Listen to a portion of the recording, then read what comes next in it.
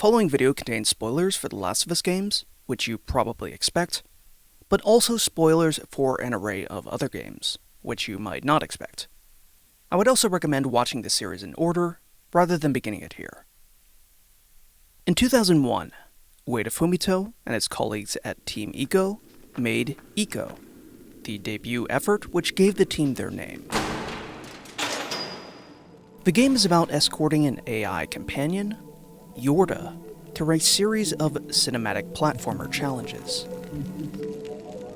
Its design was revolutionary, taking a very simple suite of behaviors and crafting a character out of them. And not just a character, but a whole relationship between this character and the player. In crafting an emotional journey with an ever-present companion character, Ico looked forward not just to later Team Ico efforts like The Last Guardian, but also to Alex in Half-Life 2 Episodes 1 and 2, Elizabeth in Bioshock Infinite, and Ellie in The Last of Us. Fireflies. I mean, real fireflies. In 2005, Team Ico followed up their debut with a very different game.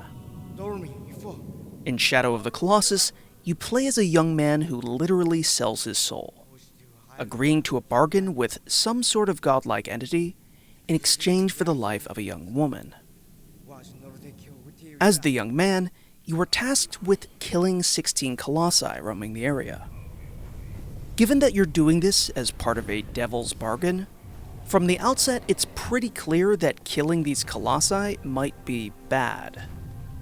And that initial instinct is only further developed and hammered home over the course of the game.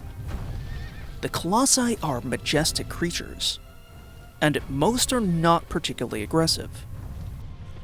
They may bat you out of the way if you get in their personal space, but they don't actively try to kill you. Several of them aren't hostile whatsoever, and will attack you only in self-preservation if you attack first. So the game forces you to be the aggressor. Although the game never ceases to be exhilarating on a certain level, thanks in no small part to the scale of its creature design and its thunderous score,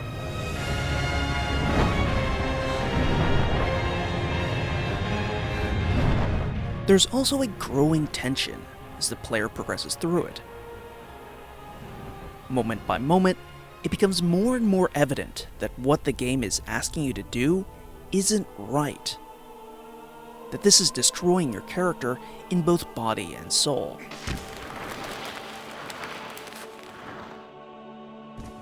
That these beings don't deserve to die. And that by killing them, you are unsealing something that shouldn't be unsealed.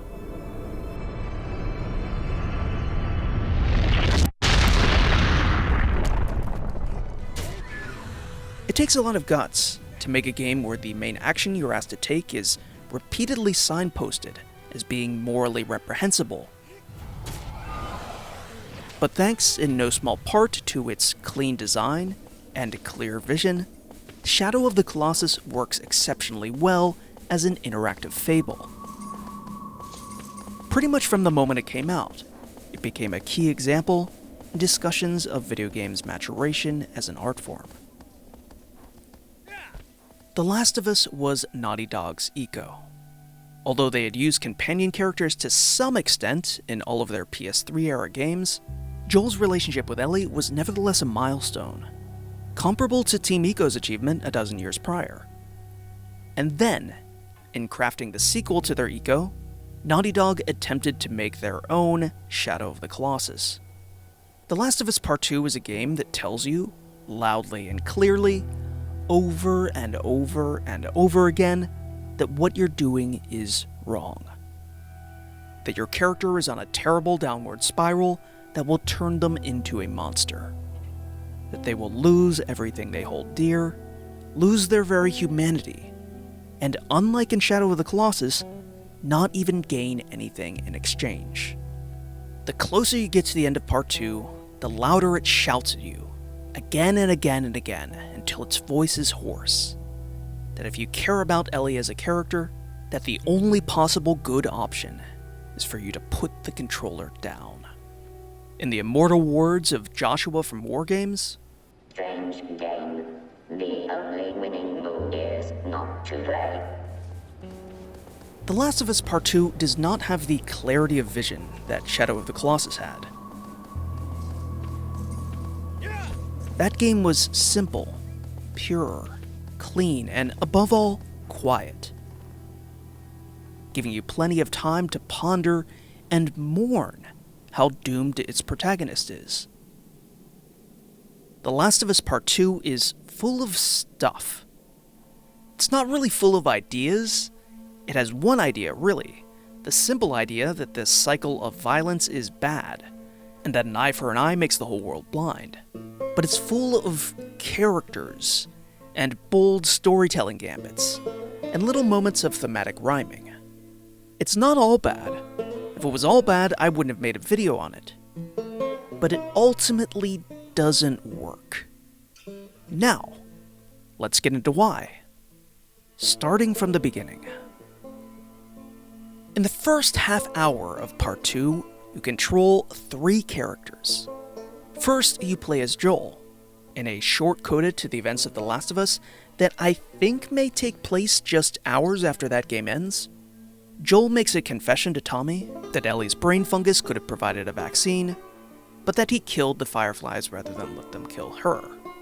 Then he performs a song for Ellie, and gives her a guitar to learn on. And that's the last time we'll play as Joel in this game. It's a real passing of the torch. Next we play as Ellie, in a tutorial set 4 years later in Jackson. Ellie's about 19 now, if I have the math right. She's involved in some drama with a girl named Dina. She kissed me. It was just Dina being Dina. And some bigoted guy named Seth made a comment about them, and Joel apparently made a scene, and Ellie's pissed off at Joel about this, but all of this is introduced secondhand. It was a strange night, man. Ellie goes out on a patrol route with Dina. And then we play as Abby, a new character. She's trudging through the snow with some dude named Owen, and we have no idea what they're up to. But their casual banter is up to Naughty Dog's usual standards, so they seem likable, if a bit world-weary. I feel like the farther south we go, the prettier it's gotten. You want to keep going? Just drive all the way to Mexico? I've thought about it. You can see Manny's hometown. Yeah, I don't see that living up to his stories somehow. And then they look down at Jackson from afar, and it becomes evident that they're after someone in Jackson. Assuming he's in there, how do we get to him? We can corner one of the patrols and get confirmation, and then, I don't know, maybe find a way to lure him out. And in this moment, if you're at all familiar with just, the concept of sequels, your mind is probably turning to the law of conservation of detail. If these people are after someone, it's going to be someone we know. They're not looking for this horse guy who had one line. That's a good girl. They haven't come all this way to sample Seth's world-famous bigot sandwich. That was too close. You were almost a Bigot sandwich. They're here because they're looking for Joel. Or, at the very least, Tommy. And the next move is bold, considering. We continue controlling Abby, even though it's just been revealed that she's probably after Joel, I don't give a fuck. or at least his brother. She continues hiking through the woods, and she runs from some infected, and through all of the first real combat and danger of the game, we're playing as someone whose goals we might not sympathize with. But right now, the whole thing is hazy in its details, and the unanswered questions surrounding her character provide us with motivation to continue on. When I looked at the first game, I said that its opening, in which you play as Sarah, is important because it establishes from the outset that you won't always be playing as Joel in the game. Playing as Abby serves a similar function here. It sows the seeds of our connection with her character early on, so it won't come as quite a shock later when she is revealed to be the game's straight-up deuteragonist. Personally, I think that Naughty Dog could have been even bolder here. The fact that we control so many characters in such a short amount of time makes the opening of the game feel unfocused, and robs these first moments as Abby of some of their impact. I do wonder if there was at one point a version of the game that opened with players controlling Abby, but Naughty Dog eventually chickened out. I don't think that necessarily would have been better, but the Joel section especially feels extraneous, especially given the lopsided proportion of cutscenes to control. We go back to controlling Ellie. What are you doing tonight? She mentions to Dina that she plans to watch a movie with Joel that evening, I was thinking of inviting Joel to watch a movie. which means they still must have some sort of relationship, You guys good? despite her being pissed at him from the previous night. This is good. It introduces new questions. If Ellie still has at least an okay, if rocky relationship with Joel, does that mean she ended up accepting the story he told her at the end of the first game? Okay. Or has the truth come out in the intervening 4 years, and she forgave him for it? This little mention of a movie night does a lot of work in perking up our interest. A snowstorm hits, and Ellie and Dina hole up. There's a tutorial about restoring power with generators, and using weapon upgrade benches, which have changed now. There's now a dedicated animation for each upgrade, rather than just a menu. And it's such an incredible misuse of the developer's time. And I can't help but think about the animators who didn't see their families for months because they were crunching on stupid shit like this. But this is not an analysis of the labor conditions at Naughty Dog. I'm not a reporter. I don't have enough information to do that. It just couldn't help but strike me. Because the menus from before with the sound effect of duct tape were perfectly fine. There was absolutely nothing wrong about them. Ellie puts the moves on Dina, and after things tastefully fade to black, we're playing as Abby again. And she meets Tommy and Joel, and there's a chase scene as they all run from infected. The Last of Us has chase scenes now. I guess there were a handful in the first game, that super half-hearted chase against Robert, Ellie on horseback, and a couple of times you had to outright run against infected, but there were a lot more chase scenes in Part 2. The point where it really starts to remind me of the chase set pieces in Uncharted.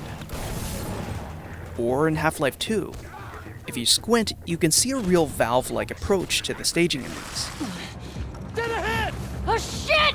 Overall, it feels like the deliberate stylistic contrast Naughty Dog had previously set up between Uncharted and The Last of Us as a way of product differentiation has been lessened. Characters can jump in Part 2 as well, and it no longer feels like the no acrobatics whiteboard note from the first game is still in effect. Ellie?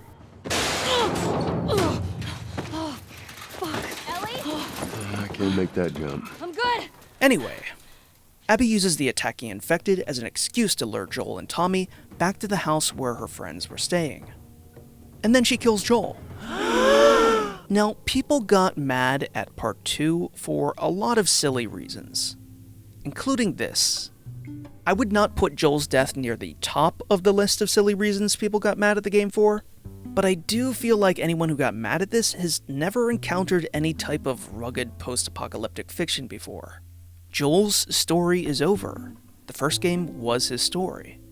And this game tells a different story. And when your story is over in a piece of post-apocalyptic fiction, you tend to die. Violently. Joel knows the score. He's genre savvy. He accepts his fate with as much grace as a person in this situation possibly could. Why don't you say whatever speech you got rehearsed? Get this over with. And frankly, it's in keeping with his character, who never showed any trace of denial of the violent death he was most likely going to suffer in this world. You guys are pretty good at this stuff. It's called luck. And it is gonna run out. But Ellie is understandably very mad at this, especially because she found the house where they were doing it just in time, and they pin her down and she witnesses Joel's last violent moments. She's so seething with rage that she can't hear what they're conversing about afterwards. But that doesn't stop her from being able to follow a cold trail and find their home in Seattle. Through the magic of patches on their jackets? Washington Liberation Front. That's what you said was on those patches. Let's say patches on their jackets. And so it is that Ellie, Dina, and Tommy end up in Seattle. Except Tommy left a day earlier than Ellie and Dina, so by the time those two arrive, they're following a trail of corpses already left by Tommy. Let's talk about that trail, which has 3 acts. I mentioned that Part 2 shouts its themes louder the closer you get to its end. And the good news is, we're nowhere near the end. So we're still in the portion of the game I have nice things to say about. In truth, I like Seattle Day 1. Once you get through the main quarantine zone gate, you find yourself in a roughly 3x6 city block area. And I was impressed by how much the game opened up at this moment.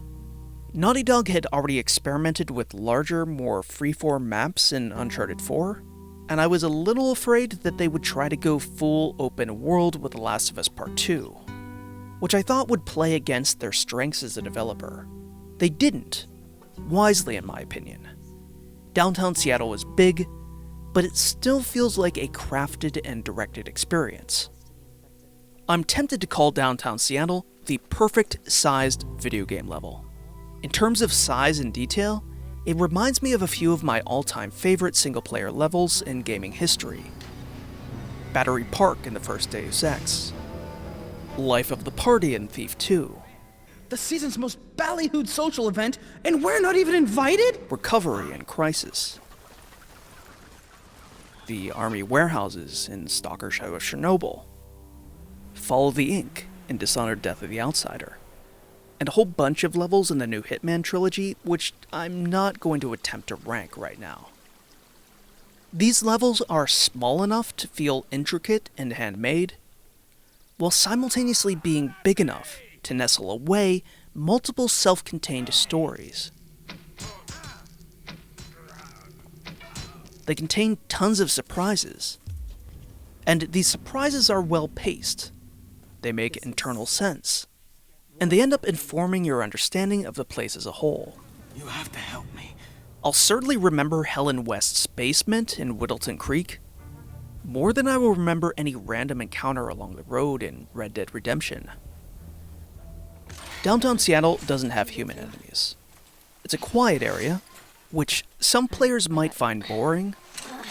It does have infected enemies, including at least one really well-staged jump scare.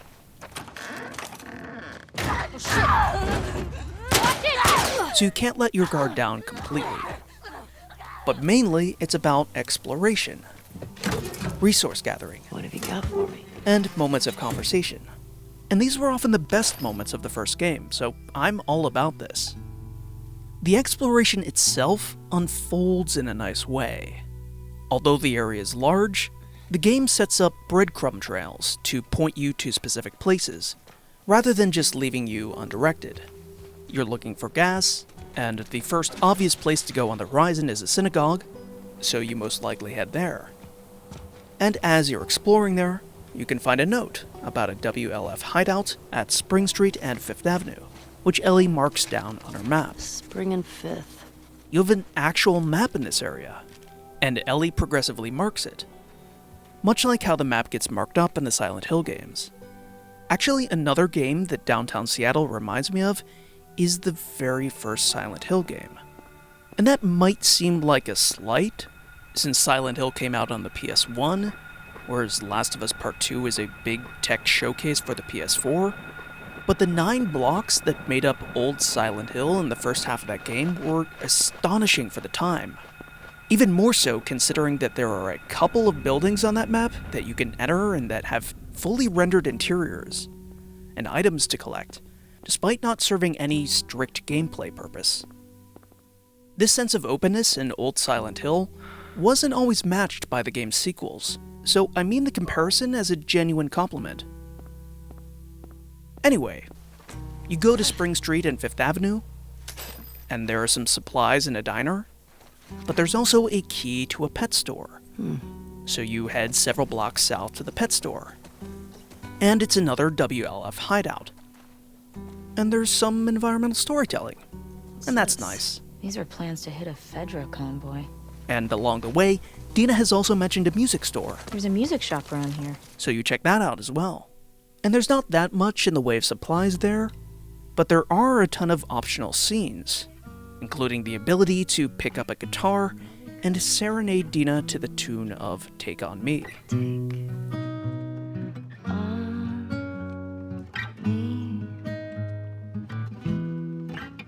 And actually, now's a good time to talk about Dina. Having just recently said that I was okay with Joel having bought the farm so early in the game, I do have to say that I was missing the banter between Joel and Ellie during this downtown Seattle portion of the game. It was the only thing that felt like a letdown. I think that Ellie and Dina have a compelling relationship. Dina is outgoing, likes to be the center of attention and drama. She was probably just trying to make you jealous. I would never... Is even arguably a bit of a preening narcissist. You want to see something spectacular? You're gonna point at your face, aren't you? Nothing is that spectacular. Ellie seems genuinely surprised at times that Dina reciprocates her romantic interest. How'd you do that? Magic. You're my favorite. It's like she can't quite believe that the popular girl actually likes her, and doesn't want to let her guard down. You want to meet up after? Okay. Maybe I'll play guitar for you. Okay. It's a cute dynamic. And more than being a cute dynamic, it also says something about where Ellie is now, psychologically.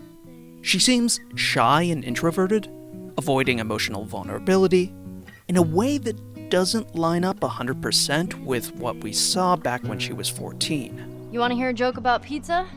Never mind, it was too cheesy. But it makes sense when you take into account how much of her life is about hiding the truth about herself from people. You ain't told nobody new, have you?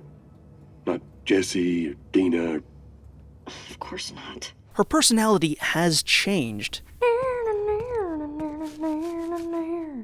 but in a way that feels consistent with her survivor's guilt, with all the people she's lost. Her name was Riley, and she was the first to die.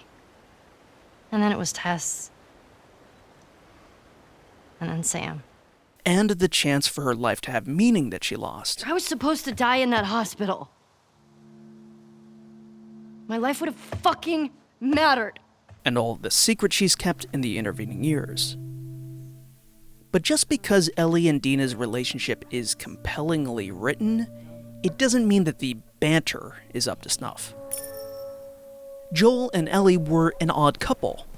So much of their repartee was based around the generational rift of someone who remembered life pre-cordyceps and someone who didn't, Ice cream truck? and the culture shock that entailed. They sell ice cream out of the truck. What? No way. Joel? That's true. This thing would drive around and play real loud, creepy music, and kids would come running out to buy ice cream. You're totally fucking with me. Serious. Man, you lived in a strange time. Told you so. This sense of culture shock worked best when Ellie wasn't just ignorant of things that came before the cordyceps plague, but also more appreciative of them. The commentary she offered in the first game often served as a counterweight to the player's own behavior. Man, this is kind of sad. What is? All this music that's just sitting here. No one's around to listen to it. I don't know. Doesn't seem right. In a sense, Ellie serves as the voice of the developer in this moment, saying, hey, stop seeing this world just as a stack of supplies. Actually stop to look at these beautiful assets we spent hours laboring over. And I guess maybe that's a little obnoxious, but it's also good procedural storytelling. The game reinforces that you should be scrounging at all times, and so that's how the player is going to behave. And that's how Joel would see the world at this point. So the contrast between Ellie's attitude and the player's attitude highlights a character contrast between her and Joel. This cycle of mechanics, prompting predictable behavior on the part of the players, which in turn generates opportunities for the game to comment on that behavior in storytelling relevant ways, it's great. This is what made The Last of Us stand out when it first came out. What is the essential contrast between Ellie and Dina that could lead to similar culture shock moments? Dina is Jewish, and Ellie isn't. My sister used to drag me to a synagogue all the time. Dina grew up outside a quarantine zone, whereas Ellie grew up inside of one. My sister always avoided QZs. Dina is a bad musician.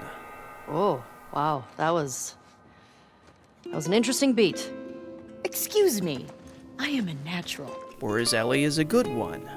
Supposedly. There's an attempt, I guess, to draw a contrast between these characters, but it just can't match the contrast between Ellie and Joel. And there's this weird recurring attempt to resurrect the generational divide, but to have Ellie be the person who now knows things about the pre-apocalyptic world? Because I guess Joel taught her them? What the hell happened out here?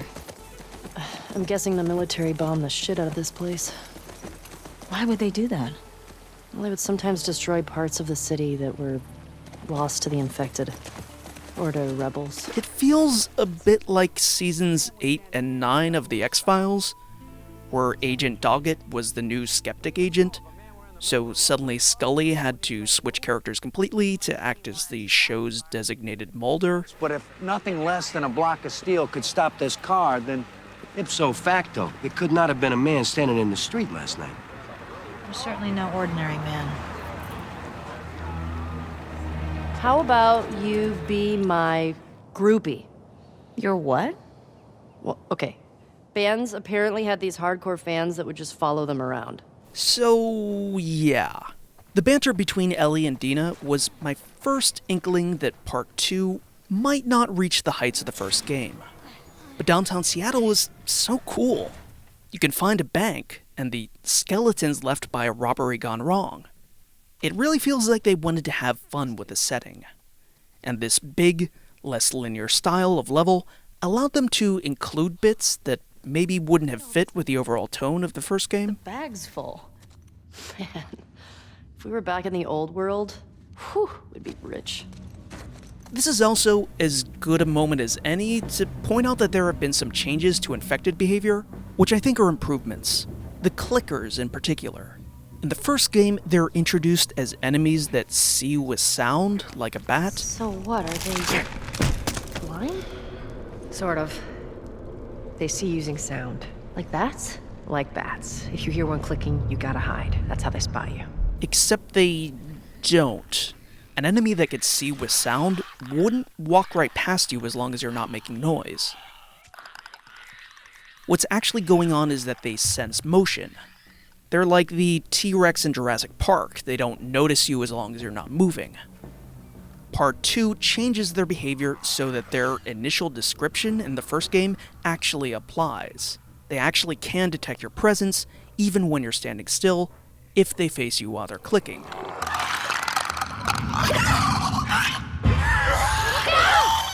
So you have to use the level geometry and make sure they don't do that. And I think that's good.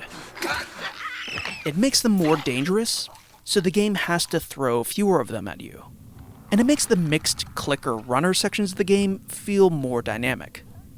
Ellie and Dina leave downtown Seattle once they get gas and work a powered gate. It worked. And infiltrate a hotel. Well, no welcoming committee.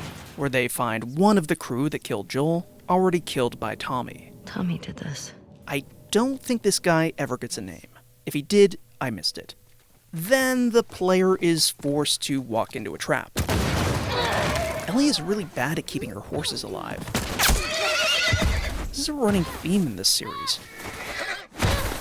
Ellie kills Jordan, another one of the crew that came to Jackson, as Jordan is in the process of strangling Dina.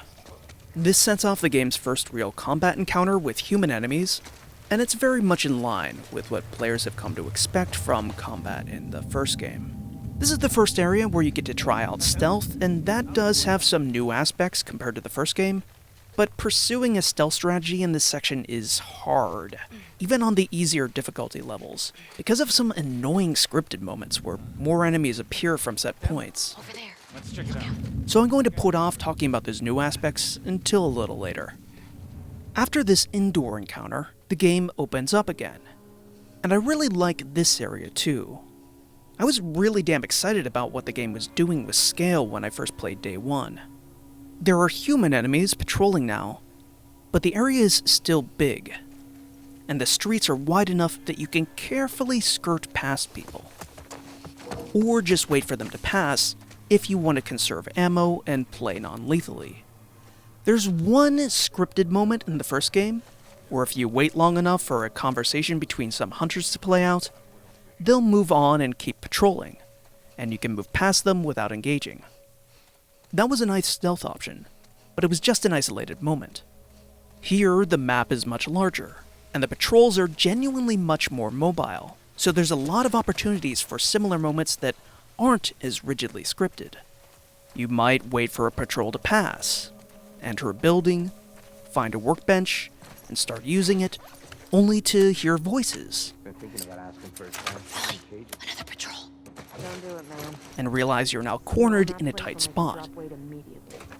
And if and when a firefight does break out, the map is big enough that you can run away and genuinely lose a group of pursuers and slip back into stealth. There are also infected on this map, and if you're feeling clever, you can antagonize them and funnel them toward the human patrols, staging an AI fight and slipping by while your enemies are distracted. Turning infected AI enemies against human AI enemies was something the series introduced in the Left Behind DLC for the first game. But Left Behind reduced your ammo so severely that you were almost required to do it to get past certain spots. Or at least it was made very obvious that it was a smart option. I like the sense of discovery in this map as you figure out you can do it. It's one option among many, it's less obvious, and that makes it more rewarding when you successfully pull it off. Ellie and Dina head to a TV station, looking for another one of the crew named Leah. Along the way, there's some environmental storytelling that gradually introduces a new faction, the Seraphites? Sephirites? Seraphites. Hey. The first is a mural with an optional look at prompt. The second is a painting that the UI actively forces Ellie to interact with before you can open up a trailer and progress through the area. When you finally get to the TV station, Leah is there, but she's already been killed by the Seraphite faction. That's 3 of Joel's killers checked off the list now. 1 killed by Tommy, 1 killed by Ellie while saving Dina, and another killed by Seraphites. WLF enemies flood the TV station, and you flee into the subway system. When you finally get out, Dina is tired, so you hole up in an old movie theater for the night. Find a radio, play some guitar, and leave a fire escape unsecured in a way the game calls your attention to. Enjoy your death trap, ladies! That's it for day 1, and we launch into the first of the game's many interstitial flashback sequences. It's 1 year after the events of the first game. Joel is here. He's teaching Ellie guitar. It's starting to sound like something. Ugh, I suck. He taught her how to swim, which explains the lack of palette puzzles in this game. And he takes her to a long-abandoned museum of natural history. This part is really charming. Joel and Ellie's banter is back at full force. This is them at their friendliest, and the dialogue and vocal performances just really sing, selling this whole day out. Pretty sure these are velociraptors. Yeah. I mean, at least that's what they called them in this movie I saw. It feels like Naughty Dog's $30 million budget version of an indie game, where each interaction is just about characterization, getting at the emotional core of these characters rather than pursuing traditional gameplay systems. That is a hat on a dinosaur. I was reminded of Firewatch. Hey, I found a structure that might have been an outhouse once, I think. Whoa, you don't need my permission to go to the bathroom, but, use abandoned shitters at your own peril. And also of the games by the small indie studio Turnfollow, such as Wide Ocean Big Jacket, which is a great low-stakes hangout comedy in game form. There aren't really meaningful decisions to be made in this section. I think it basically comes down to whether you make Joel wear the hat, or keep the hat in hand to keep placing it on every dinosaur's head. But the writing is incredibly charming. I especially like the detail of Joel acting knowledgeable about dinosaurs, only to admit over and over again that all of his knowledge is based on the Jurassic Park movies. Did you see that in a movie too? Actually, yeah. The bit with the lunar re-entry pod is a long reference to a bit of throwaway dialogue in the first game. I would have wanted to be an astronaut.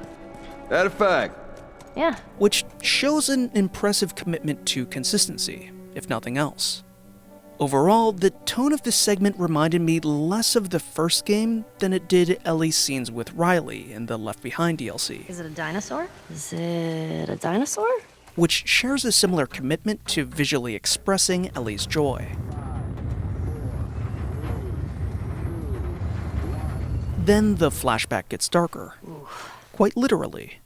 Ellie gets trapped in a windowless part of the museum, and someone has forebodingly scrawled a final confession on the walls. There's no danger in this space.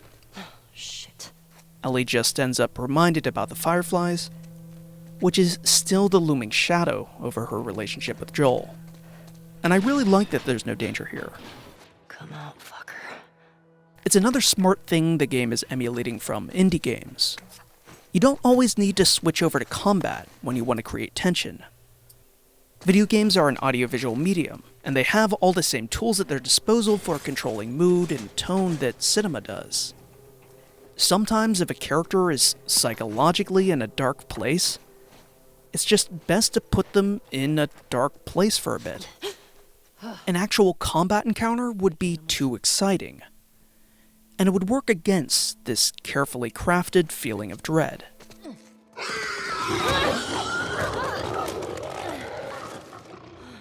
Dina is preggers, so she gets some maternal leave from the murder factory.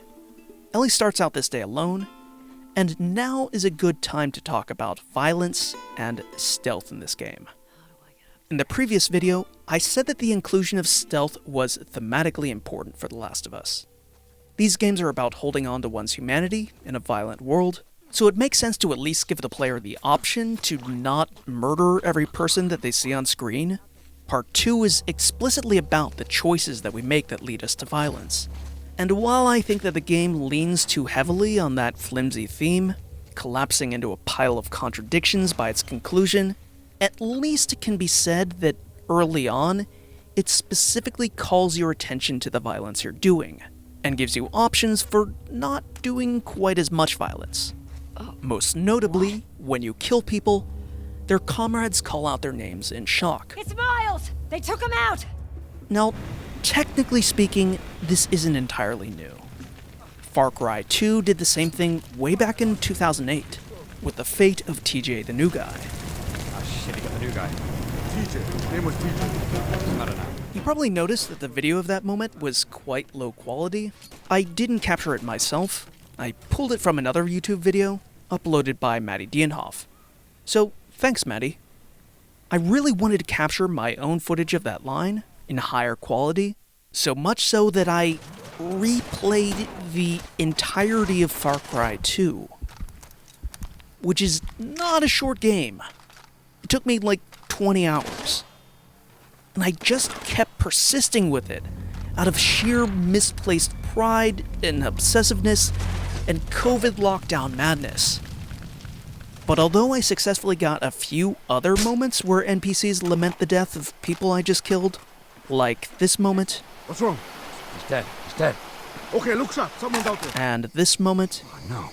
Jesus, what happened? Someone killed him. Someone fucking killed him. I actually never got the TJ line in my entire replay of the game. Not even when I went to the same area Maddie used in his footage, lobbing grenades in the same direction, in a vain hope that maybe the number of NPCs in this area and the way the lines of sight worked would somehow make getting that line here some small percentage more likely. Which I think makes an important point, which is why I'm admitting to all the time I wasted on this, despite the fact that it shows an utterly embarrassing lack of time management skills.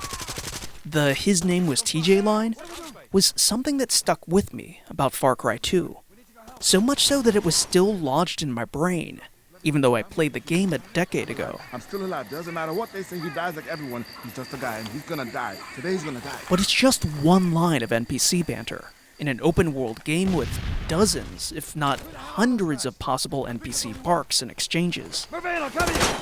Why the fuck do I have to move him? You're not even guaranteed to hear it if you play the entire fucking game! It was an extremely memorable moment for me, but it's not the result of an in-game system that assigns every NPC a name and ensures that they'll have an opportunity to be properly mourned by their colleagues. And in The Last of Us Part 2, it is. Naughty Dog built that system. They built it so that you would have lots and lots of opportunities to feel bad. It's Carrie! What? They got him! But you can also feel not quite so bad by using stealth. In the previous video, I listed about 4 areas in the first game I had successfully gotten through without killing anyone. In this game, that list is even higher.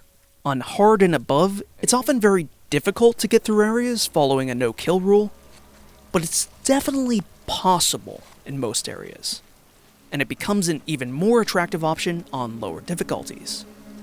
I haven't tested the game to its absolute limits to see exactly how few people you can get away with killing and still beat the game, but I think it's probably possible to kill only 5 or 6 people as Ellie in the Seattle portion of the game, which is still more than no people, but it's not terrible by video game standards. Part 2 gives you more options to use if you're trying for a minimal kill pacifist run.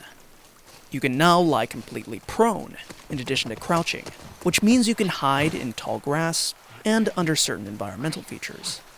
This is useful for short stretches, but it also gives you a false sense of security. It was a real nasty surprise when the WLF soldiers started peering under the solar panels on the roof of the school, and I had nowhere else to go. The game is just plain shit when it comes to communicating to you when the grass is actually hiding you and when it isn't. Thought I saw movement. I'll check it out. Hey, look! This is not a traditional stealth game, where you have perfect information about cover and your enemy's cone of vision. This is what I might term an experiential stealth game, where by design, you're supposed to feel a certain amount of oh shit moments when you underestimated the enemy's abilities. It's her! Right over here! It is what it is. It's not really fair.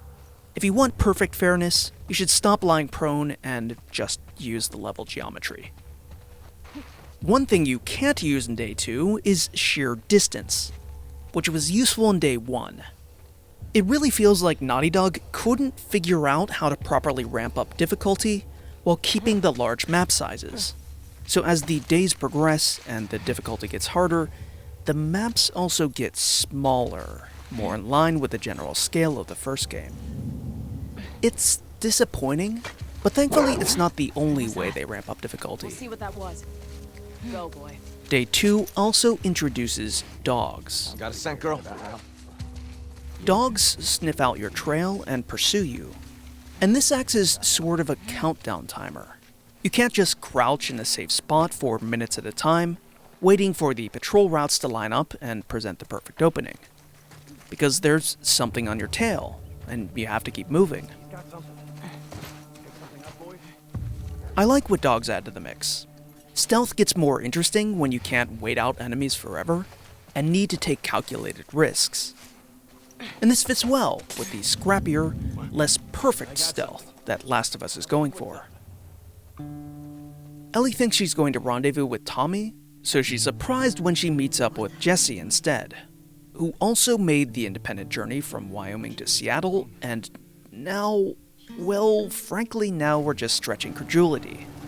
You have a car chase where you do have to kill some people, then you return to the movie theater and get flashback number 2. Flashback number 2 gives us a moodier, colder Ellie, who's clearly not buying Joel's shit anymore, and seems moments away from calling him out on his lies at any time, even when they're in life-threatening situations. I've never met another immune person before. There's combat in this flashback, so it's not a bold gambit like the first one is. It builds to something that's left unresolved by the end, and it marks the point where I was officially getting annoyed with the game's fussy stop-start approach to storytelling. Speaking of stop-start, Day 2 isn't actually over. That was just an intermission. Ellie heads back on her own again, and you get a series of buildings and arenas that are again similar in scale and feel to the first game. Also, to be fair, one cool area, where you first meet the Seraphites and hear their whistling ways, and have to sneak through ferns to get past them. Finally, Ellie reaches the hospital and interrogates a girl at knife point. Hands up. And then stabs her in the neck for no reason. Oh, wait, I'm sorry. She stabs her in the neck in self-defense. You see that there, where the girl feebly fights for her own life? Yep, totally justifies killing her. And as I watched this poor girl's lifeblood pour out of her neck, I thought of all the times I had spent painstakingly stealthing my way through the preceding areas, and how Naughty Dog had just forced this moment on me in a cutscene, but also didn't even have the gall to go all the way with this moment. Nope, they just had to have that plausible deniability of, but she had a knife. And this girl had a PlayStation Vita, improbably still in working condition in the year 2038 of the post-apocalypse, and you can hear Hydrogen by Moon coming out of it. And oh my god, she was playing Hotline Miami when she died, a game about committing senseless violence because a voice on the phone tells you to. And oh, come the fuck on. And then, after sneaking very carefully and not killing anyone and not hearing anyone's friends call out their name in shock, you meet Nora, Ellie's target. And she seems like she's genuinely remorseful and suffering from PTSD after what happened. You still hear his screams? What? I hear them every night. Just kidding. Yeah, that little bitch got what he deserved. Nora says something mean, so Ellie beats her to death.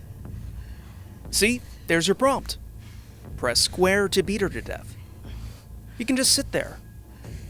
That prompt won't go away until you press square and beat her to death.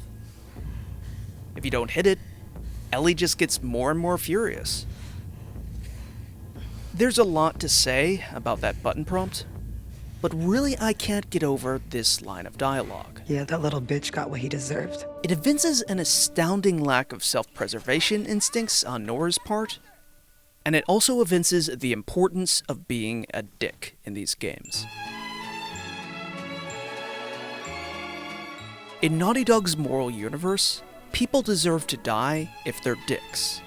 And people have a tendency to turn into dicks right when it's their designated time to die. Yeah, that little bitch got what he deserved. Let's talk about the Fireflies at the end of the first Last of Us. I praised this ending in the first part, but it's not without problems. I didn't mind those problems when looking at the game in isolation, but they become worse in retrospect, because Part 2 has the same problems and is much more shameless about them. Who are the Fireflies? They are a protest group, trying to wrest the country away from martial law and resurrect the legitimate elected US government. Calls for the return of all branches of government. They're akin to the Human Project in Children of Men, trying to solve the medical mystery that has doomed humankind. There are also a bunch of terrorists with cult-like symbology. Have you found the light yet? Oh, har har. They have a surprisingly militaristic structure for a group that supposedly wants to resurrect democracy. And their dangerous scientific incompetence rivals the Umbrella Corporation. Jesus. That's a lot of things to be.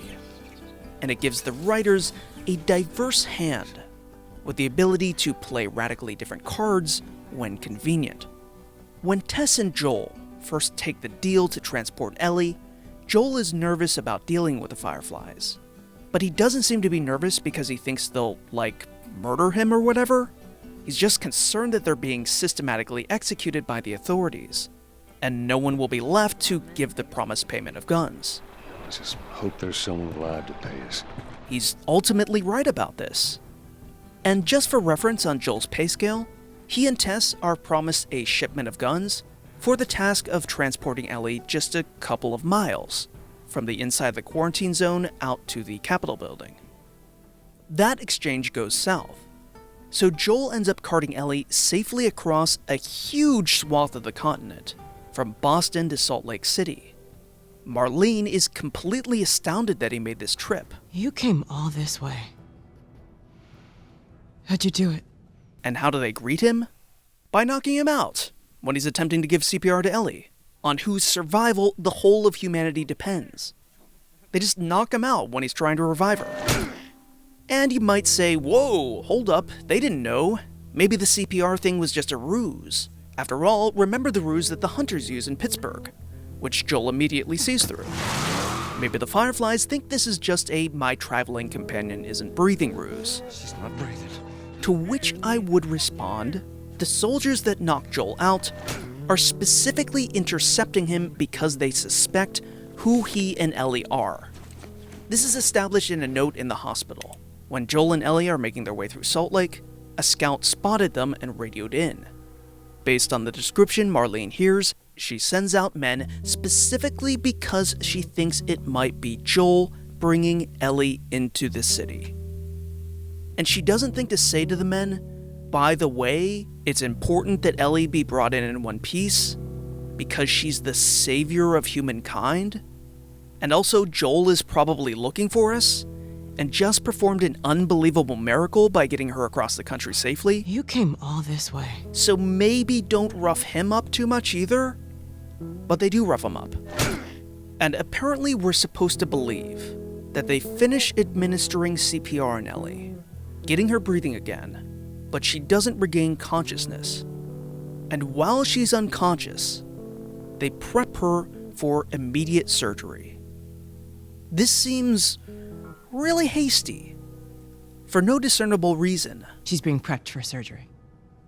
The hell you mean, surgery? They're rushing through it so fast, they don't even give Ellie a chance to medically consent to this fatal procedure. I'm aware of the situation. And you're okay with killing her? No, I'm okay with developing a vaccine that'll help save millions of lives. How many Fireflies have died for less? That was their choice. Yeah, and it could be Ellie's choice, if you just give her time to wake up.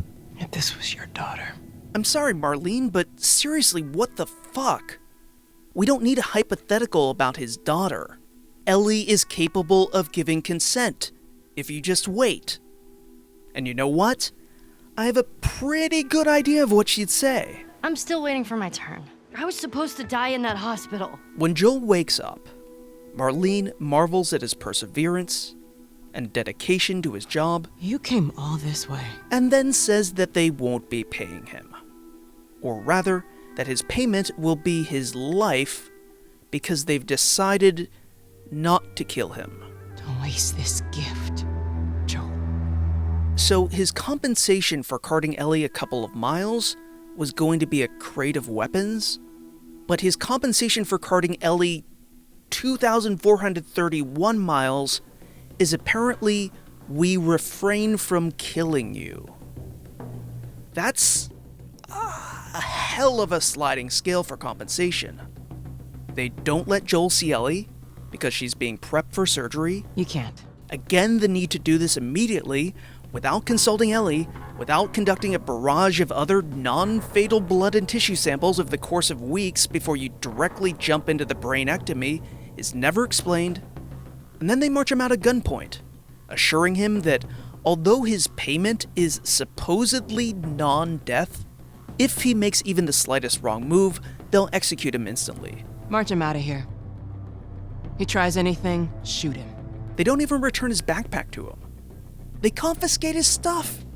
And yeah, given the circumstances, I could understand why they're keeping his weapons from him. But he has literally nothing on his person. Do they really expect him to march all the way back to Jackson? Or Boston? Without even so much as a filtration mask and a Cliff Bar? How was that not an even more brutal death sentence than just shooting him point blank? I say keep walking. So anyway, Joel kills the asshole, putting him on this death march during a cutscene. And then we regain control, and we have to fight our way through waves of Fireflies. The faction we've been trying to catch up with for the entire game becomes enemies we're supposed to burn to death now. And yeah, with a lot of patience and some luck, you can stealth your way through chunks of this level. And the game even has one cool moment where if you reach down to grab some supplies, you'll automatically be crouched just as a new wave of enemies is scripted to run past. So it's definitely designed with at least some stealth in mind. But right after that, there's an unavoidable scripted combat encounter when the emergency exit doors burst open. So no matter your playstyle, you're going to kill at least one Firefly grunt.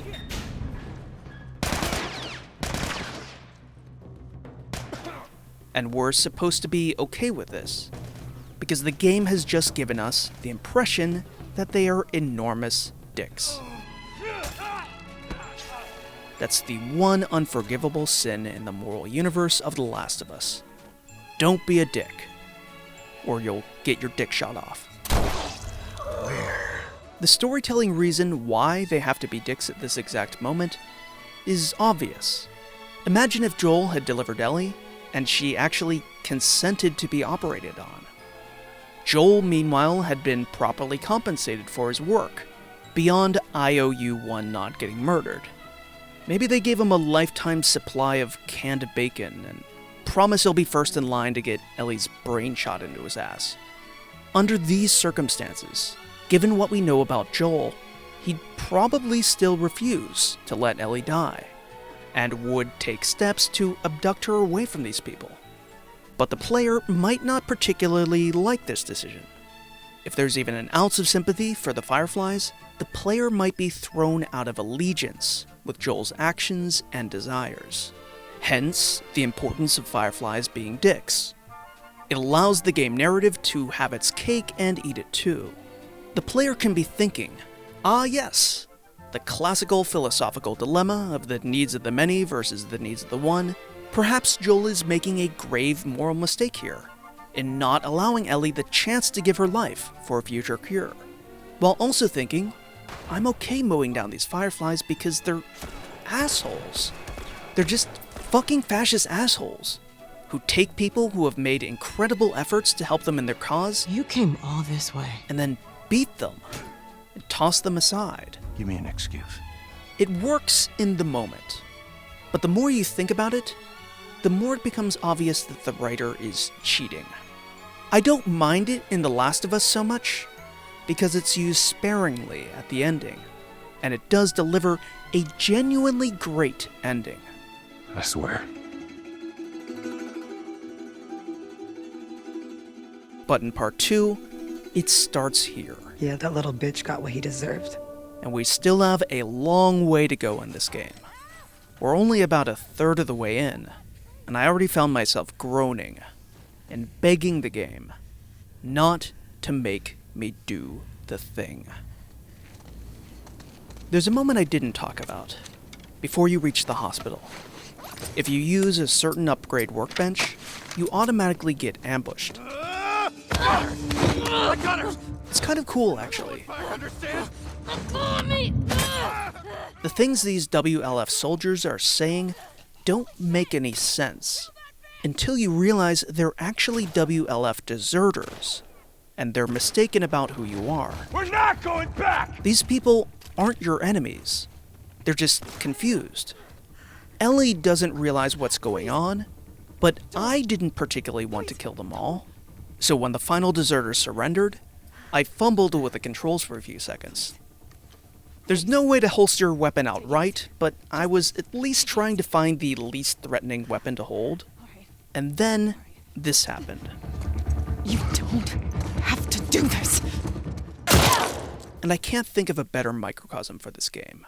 It wants to have something to say about violence, but it can't stop talking out of both sides of its mouth. So you get a character saying you don't have to do this, in the exact moment she's pulling a gun to shoot you with. You don't have to do this. Proving, beyond a doubt, that yes, indeed, you do have to do this. Because these characters are not programmed to allow for mercy as an option. Jesus. The detail in this woman's blown-up face is horrifying. But what's even more horrifying is that this is her intended end state. Despite what she insisted, you don't have to do this. There was no other option. It was always going to end this way. No matter how long you wait to hit that square button.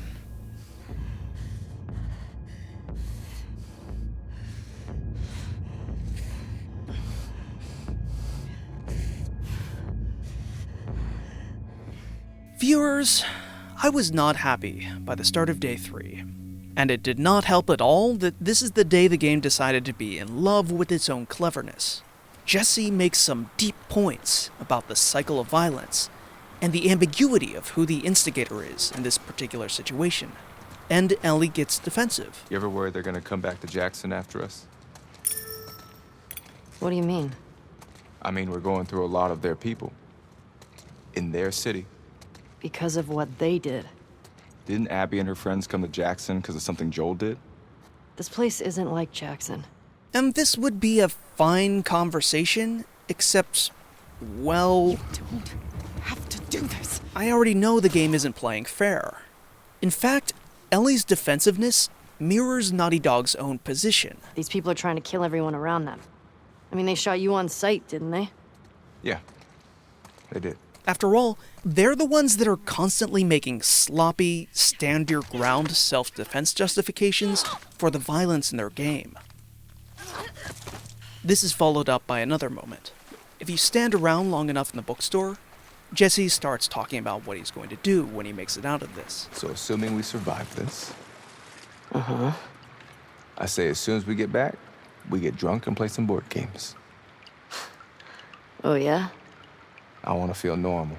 Which is already ironic because he's not going to. Spoilers! But the real icing on the cake is the fact that if you sneak through the next WLF-controlled area, a hostile NPC is having the exact same conversation with one of his friends. What would you want to do next?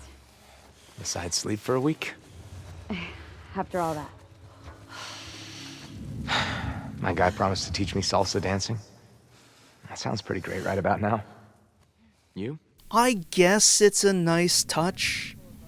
The only way to hear this conversation is to take a stealthy approach, which means you're more likely to hear the moral about humanity on both sides if you're already refraining from killing these people. But still, it's a bog-standard humanity on both sides of war moral, delivered in a game that just made you press square to violate the Geneva Conventions. Ellie reneges on her promise to help save Tommy, and instead insists on going out on her own to kill Abby. He can take care of himself. Jesus Christ. The best way to help Tommy is to go after Abby.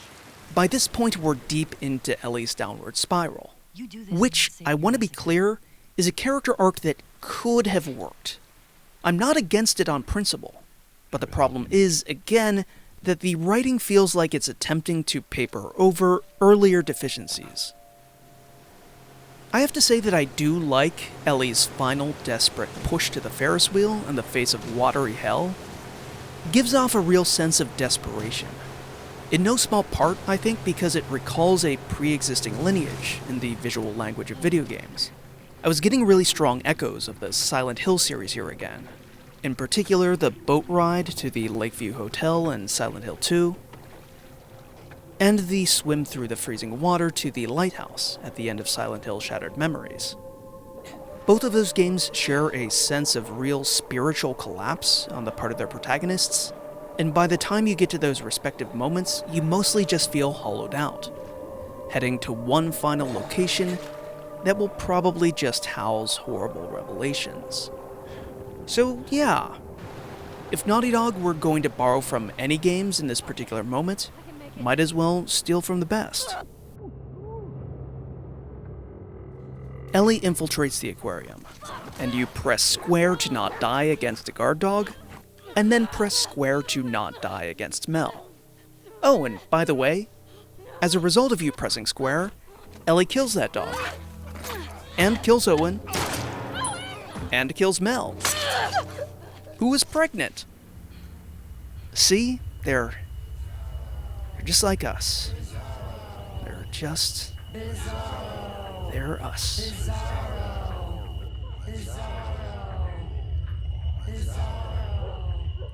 Jesse, Tommy, and Ellie all return to the theater, where Abby shows up, pulls a gun, and kills Jesse. Damn, guess Jesse won't be playing Cones of Dunshire.